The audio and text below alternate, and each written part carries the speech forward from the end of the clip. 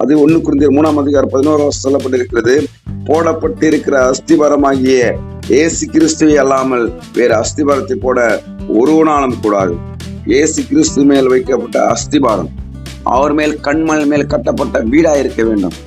அவர் மேல போடப்பட்ட அஸ்திபாரமாக இருக்க வேண்டும். அப்பதான் நம்ம ஒரு தேறின கிறிஸ்தவர்களாக இருக்க முடியும். நம்மளுடைய அஸ்திபாரம் எங்க இருக்கிறது? நம்மளுடைய அஸ்திபாரம் ஞானத்தின் மேல இருக்கக்கூடாது. நம்மளுடைய அஸ்திபாரம் பணத்தின் மேல இருக்கக்கூடாது. நம்மளுடைய அஸ்திபாரம் மனிதர்களுடைய நம்பிக்கை மேல இருக்கக்கூடாது.